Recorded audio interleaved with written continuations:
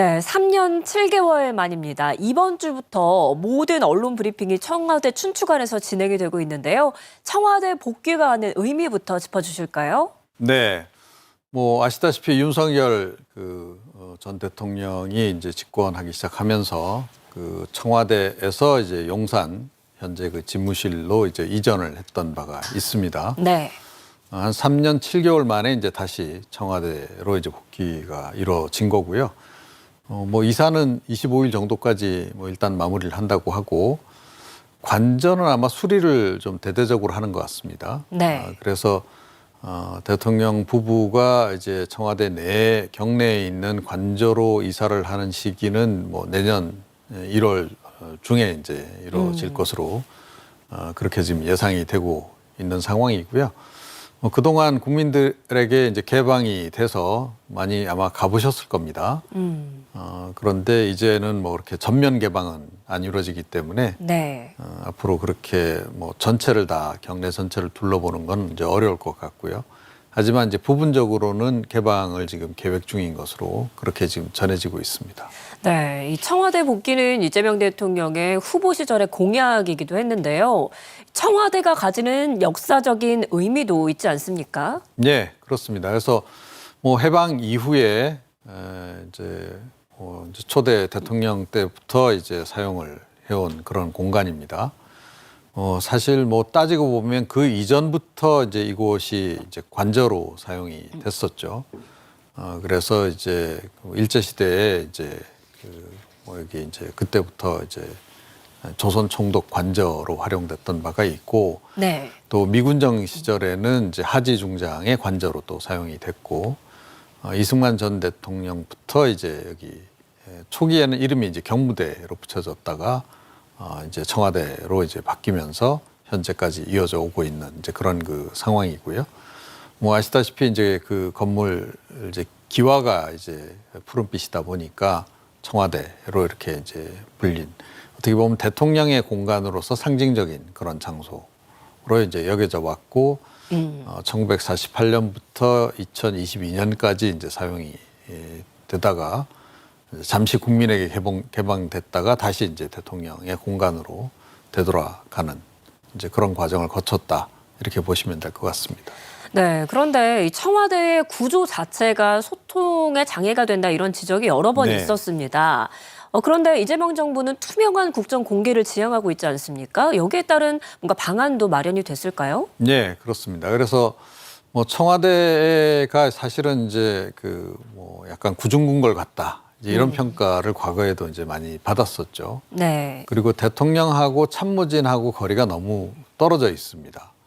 그러니까 미국의 백악관 같은 경우에는 이제 대통령 집무 공간하고 그 비서관들, 보좌관들하고의 공간이 그렇게 멀리 떨어져 있지 않아서 이제 수시로 소통이 이제 가능한 그런 구조인 반면에, 청와대 같은 경우에는 대통령 이제 집무실로 전통적으로 쓰여온 그 본관 건물하고 보좌진들이 이제 활용하는 이제 여민관이죠. 현재 여민관. 네. 그 사무동하고 거리가 꽤 멉니다.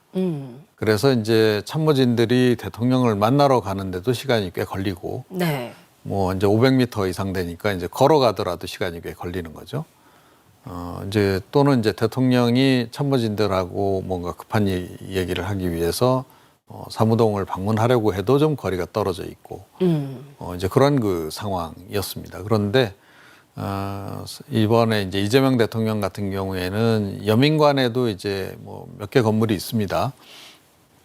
그 중에서 이제 뭐 실장급들이 이제 사용하는 그 공간에 대통령 집무실을 따로 마련한 것으로 그렇게 지금 알려지고 있습니다. 그래서 대통령이 그 본관 건물보다는 주로 여민관에 머물면서 또 수시로 이제 그 참모진들하고 소통을 하면서 업무를 보는 것으로 그렇게 지금 계획이 된 것으로 알려지고 있습니다. 네, 이 세종시에 들어설 세종집무실 건립도 속도를 내고 있습니다. 지금 도시계획안이 확정이 됐고요. 2030년 상반기쯤에 준공 목표라고요? 네, 그렇습니다. 그래서 어제 국제공모전 결과 발표가 나왔죠. 네. 그래서 이제 실행 단계로 이제 들어간다, 이렇게 보시면 되고, 이 공간에 그 대통령 집무실뿐만 아니고 이제 그 그 세종시에 들어갈 국회 의사당 건물도 이제 함께 다 기획이 돼서 공간 배치가 지금 이루어진 이제 그런 그 상황입니다. 그래서 원래 이제 그 세종 국회의사당은 2033년 또 대통령 집무실은 2030년까지 이제 준공 목표인데 지금 대통령 집무실은 조금 준공 시기를 앞당길 것으로 그렇게 지금 전해지고 있습니다. 그래서 네. 이재명 대통령 집권 기간 내에 이제 완성을 해서 아마 다시 한번 세종 집무실로 이제 집무 공간을 이전을 하는 그런 또 이벤트가 있지 않을까 그렇게 지금 예상이 되고 있습니다. 부산에서 해수부가 개청식을 갖습니다. 이재명 대통령도 업무보고자 부산을 찾게 되는데요. 해수부의 부산 이전 의미부터 짚어주실까요? 네, 뭐 이재명 대통령의 공약 사항이기도 했고, 네. 또 이제 부산 지역에서 가장 또 희망해 왔던 뭐 부산 지역 기준으로 보자면 23년 수건 사업이 풀렸다, 뭐 이런 얘기들을 지금 하기도 합니다. 그래서 부산이 지금 최근 들어서 많이 좀 침체되고 있는 지역 경제가 많이 침체되고 있는 상황에서 다시 한번 그 해양 수도로서 이제 발돋움하는 그런 이제 계기가 되지 않을까 싶어요. 이게 이제 뭐 아시겠지만 이제 북극 항로하고 이제 관련해서 부산시를 다시 한번 부흥시키겠다 이제 이런 이제 정부의 목표가 있는 거고, 네. 그에 따라서 이제 일단 해양수산부가 이제 부처 전체를 좀 이전을 한 이제 그런 그 상황이다 이렇게 보시면 될 것 같습니다. 네, 말씀하신 것처럼 북극 항로 개척이라는 중요한 국정 과제를 수행하기 위한 첫걸음인데요. 이제 본격적으로 부산 시대가 열릴까요? 네, 그 뭐 앞으로도 이제 과제는 많이 남아 있습니다. 네. 그래서 뭐 일단 해양수산부가 내려가면서 이제 관련 대기업들도 좀 함께 좀 이전을 좀 준비하고 있죠. 지금 뭐 그 해운사들도 이제 일부 이전을 좀 할 것으로 예상이 되고 있고, 정부가 70% 지분을 가지고 있는 HMM이 이제 과연 이제 내려가느냐 마느냐, 네. 이게 이제 관건인데 정부의 의지가 강하기 때문에 결국은 아마 이제 내려가지 않을까 그렇게 좀 생각이 됩니다. 그래서 부처도 이전하고 그 해운 관련한 업체들도 이쪽으로 이제 모이게 되면 이제 일종의 이제 클러스터가 형성이 되는 거죠. 네. 그래서 이제 훨씬 시너지 효과를 좀 낼 수 있지 않을까. 그래서 해양도시, 해양수도로서의 위상을 다시 되찾을 수 있지 않을까 그렇게 지금 예상이 됩니다. 네. 북극 항로 예상 경로는 어떻게 됩니까? 네, 뭐 기존에 이제 그 운송, 특히 이제 한국에서 유럽에서 이제 최대 항구가 이제 그 로테르담인데, 부산에서 로테르담까지 거리가 2만 킬로미터입니다. 그런데 이제 이게 지금 남쪽으로 이제 돌아가는 경로잖아요. 이걸 이제 북극 항로로 해서 북쪽으로 이제 돌아가게 되면 13,000km로 거리가 줄어듭니다. 거의 절반 가까이 이제 줄어드는 거죠. 다만 이제 유빙들이 많이 떠내려오고 그래서 이제 러시아 쪽의 도움을 받아서 이제 좀 통과를 해야 되는 이제 그런 이제 부분이 좀 있습니다. 비용도 그래서 좀 발생하는 측면이 있긴 한데, 네. 그렇더라도 일단 기간이 많이 단축이 됩니다. 그러니까 기존의 항로가 이제 부산에서 유럽까지 가는데 30일 걸렸다면, 네. 북극 항로를 이용하게 되면 이제 20일밖에 안 걸리고요. 네. 당연히 이제 그러다 보니까 이제 비용도 많이 절감이 이제 되는 이제 그런 효과가 있을 것으로 그렇게 지금 보고 있는 겁니다.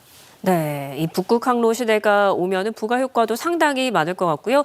실제로 10대 해운사 두 곳도 이번에 부산으로 함께 옮기지 않습니까? 네, 지역 활성화 효과도 상당할 것 같습니다. 네, 그렇죠. 그러니까 조금 전에 말씀드렸듯이 이제 부산 지역 경제가 최근 이제 뭐 굉장히 침체기를 지금 겪고 있기 때문에 이제 그 문제를 이제 타개를 해야 되는 상황입니다. 네. 이제 그런 상태에서 일단 이제 해운업이 다시 부산 지역을 중심으로 해서 이제 클러스터가 형성이 되면 당연히 이제 부산 지역 경제가 이제 활성화될 것으로 그렇게 지금 이제 예상이 되고 있고요.